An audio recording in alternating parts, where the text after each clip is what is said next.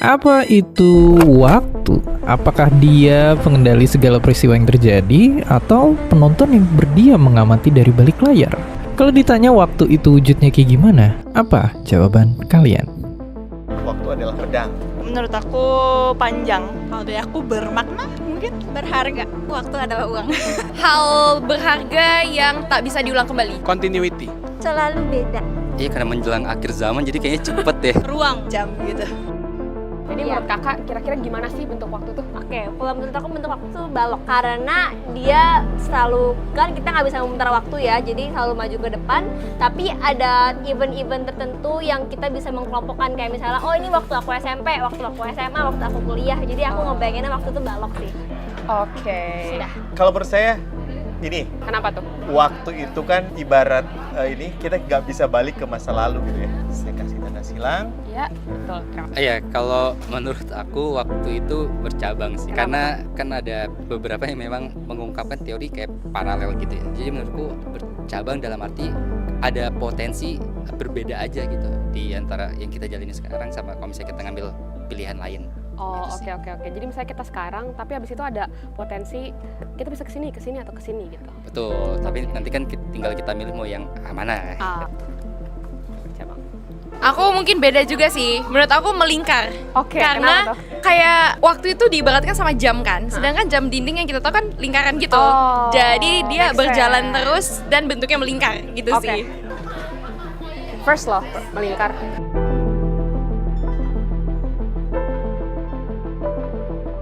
Ya, mungkin sebenarnya kita nggak benar-benar tahu soal waktu, sesuatu yang udah jadi misteri besar bagi banyak ilmuwan dan pemikir selama ribuan tahun. Soalnya, kenyataannya tuh sering nggak sesimpel kelihatannya. Bumi yang terlihat datar ternyata bulat. Matahari kelihatan berputar di langit, tapi ternyata kita yang bergerak. Dan mungkin waktu juga nggak kayak yang kita kira. Mungkin kita semua selama ini salah paham soal waktu.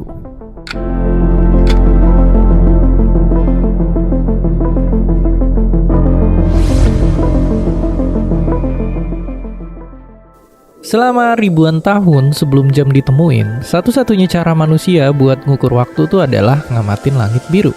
Lama-lama umat manusia akhirnya juga ngitung siklus pergantian bulan dan juga akhirnya pergantian musim. Tapi masalahnya, semua itu tuh durasinya bisa beda-beda. Sampai akhirnya manusia tuh nemuin cara buat ngukur waktu yang lebih seragam. Ayunan bandul dan jam pasir. Ngamatin ini semua, salah satu pemikir terbesar zaman dulu nyimpulin kalau waktu adalah ukuran perubahan. Coba perhatiin, jam itu ngukur perubahan posisi bumi terhadap matahari, dan kalender ngukur perubahan bumi yang ngelilingi matahari. Ini artinya, waktu bergantung sama hal-hal lain dalam alam semesta. Kalau nggak ada sesuatu yang berubah, berarti nggak ada waktu. Tapi, apakah benar kayak gitu? Ribuan tahun kemudian, seorang jenius dari suatu desa di Inggris berpendapat sebaliknya. Menurutnya, waktu tuh bakal selalu mengalir, nggak bergantung sama perubahan apapun. Mau galaksi nggak gerak lagi, bintang berhenti bersinar, atau planet-planet membeku, ada waktu universal yang selalu berjalan. Bahkan kalau seisi dunia udah hancur, waktu tuh akan terus juga melaju. Dan aliran waktu ini sama di seluruh tempat di alam semesta. Newton itu mikir kalau waktu itu bukan ukuran perubahan, tapi dia tuh lebih kayak ibarat latar, panggung tempat segala hal di dunia itu terjadi. Dan inilah yang dijelasin dalam buku-buku pelajaran selama ratusan tahun. Tapi lalu muncul seorang jenius lain yang ngerombak pemahaman umat manusia soal sang waktu, yakni Albert Einstein. Sama kayak Newton, dia setuju kalau ada waktu yang terus berjalan secara universal. Tapi, waktu itu bisa berinteraksi sama hal-hal lain dan sifatnya jadi relatif.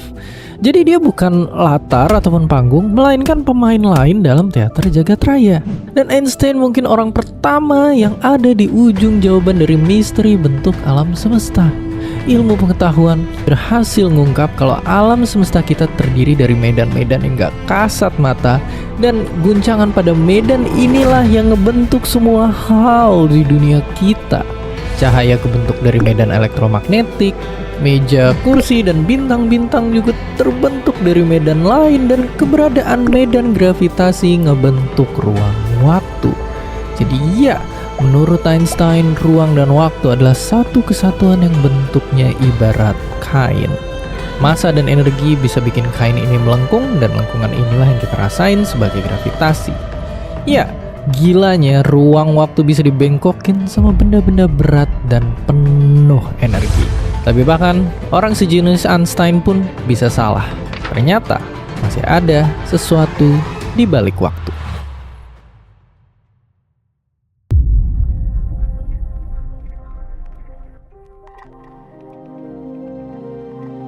Mungkin kita pernah berharap bisa bikin waktu membeku, bergerak lebih cepat, atau bahkan bisa diulang. Tapi nyatanya dalam kehidupan sehari-hari waktu berjalan tanpa henti, tanpa peduli sama perasaan kita. Abad segini misalnya umat manusia nemuin alam semesta super kecil yang tersembunyi di balik atom, yakni dunia fisika kuantum. Dan di alam semesta sekecil ini segala sesuatu jadi aneh dan gak masuk akal, termasuk waktu. Maka di sini kita nggak bisa lagi ngitung waktu dalam ukuran menit, detik, atau bahkan milidetik. Kita harus turun ke ukuran terkecil waktu. Ya, kayak partikel dan cahaya yang bisa dalam tanda kutip terus-menerus dibelah jadi paket-paket terkecilnya. Waktu itu juga punya satuan dasar yang nggak bisa dibagi lagi. Kalau kita zoom terus, garis waktu sebenarnya terdiri dari titik yang super kecil dengan jeda yang super sempit. Mirip kayak gambar di layar yang terlihat mulus, tapi nyatanya berupa sekumpulan piksel. Dan disinilah kita nemuin satu kesimpulan gak masuk akal. Ternyata waktu itu berbentuk balok, dan potongan balok terkecilnya bernama waktu Planck. Oke, sekarang coba kedipin mata kalian di waktu sesingkat itu. Waktu Planck yang terjadi itu udah lebih banyak dari semua bintang di galaksi kita. Dalam sedetik, jumlah waktu Planck yang terjadi jauh lebih besar dibanding semua detik yang udah berlalu sejak Big Bang. Kalau satu waktu Planck kita regangin sampai setara 1 detik, apakah kalian kebayang 1 detik benerannya setara apa? Bukan 1000 tahun, bukan 1 miliar tahun, tapi ibarat waktu yang dilewatin alam semesta dari Big Bang sampai sekarang diulang sebanyak puluhan ribu miliar triliun kali. Ya, dari kacamata waktu Planck yang sangat kecil, raksasa bernama 1 detik itu adalah gabungan dari masa depan dan masa lalu yang tak terhitung banyaknya. Tapi dari sini muncul satu misteri yang sebelumnya nggak pernah kepikiran buat kita pertanyakan, yakni apa itu masa lalu dan juga apa itu masa depan sebenarnya.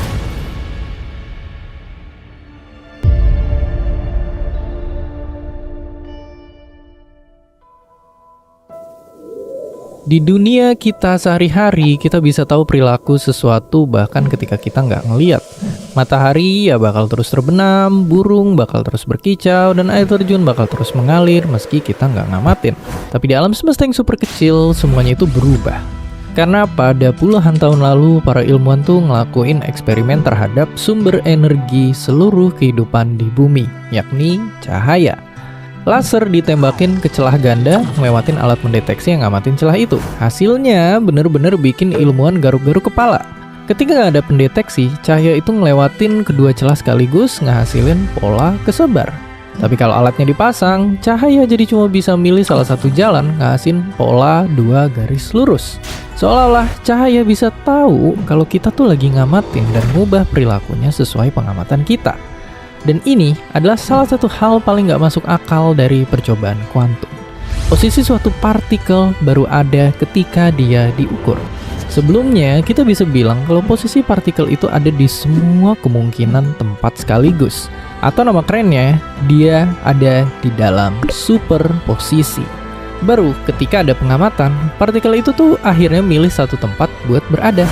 Tapi yang lebih gila lagi, ruang waktu juga bisa ada di kondisi superposisi. Karena sama kayak partikel, ruang waktu adalah objek fisik. Artinya urutan waktu pun jadi nggak mutlak. Suatu peristiwa bisa terjadi sebelum dan sesudah peristiwa yang lain. Masa lalu dan masa depan bisa terjadi bersamaan.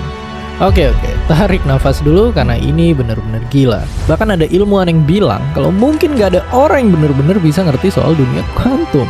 Hal-hal yang terjadi di sana tuh bener-bener nggak sesuai sama logika. Tapi kalau di dunia kuantum urutan waktu itu nggak pasti, kenapa kita ngerasa sebaliknya? Kenapa kita ngerasa waktu tuh selalu jalan dari masa lalu ke masa depan?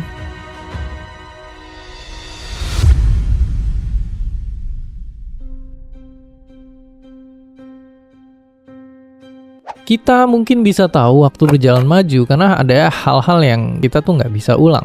Telur yang dimasak nggak bisa kembali mentah. Kayu yang terbakar akan jadi abu. Dan ya, kalau ada video yang aneh kayak gini, kita bakal tahu kalau dia tuh diputar balik. Dan dalam sains, ini tuh bernama entropi.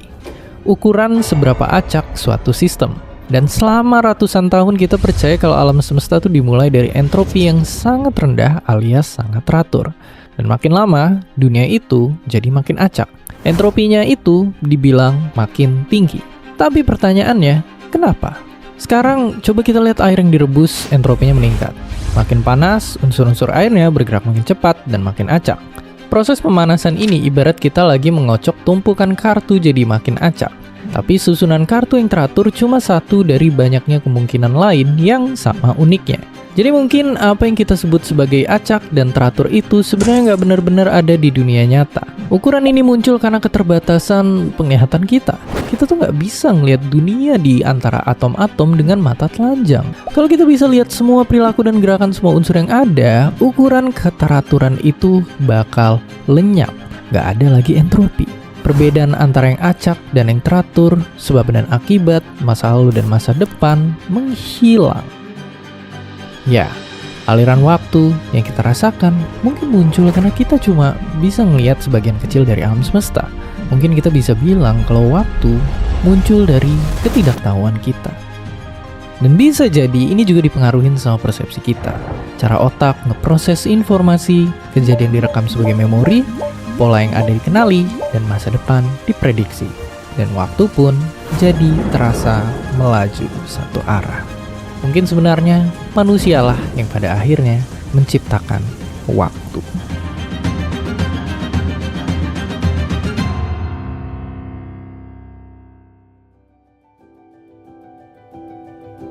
Ternyata ada banyak hal yang kita salah pahamin soal waktu.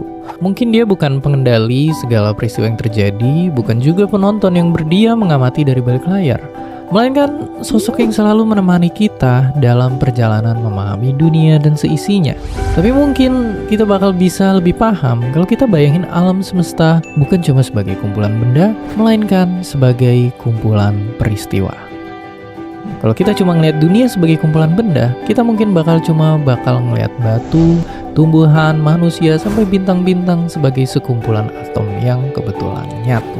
Tapi kalau kita ngeliat dunia sebagai kumpulan peristiwa, segala sesuatu termasuk setiap manusia jadi punya cerita.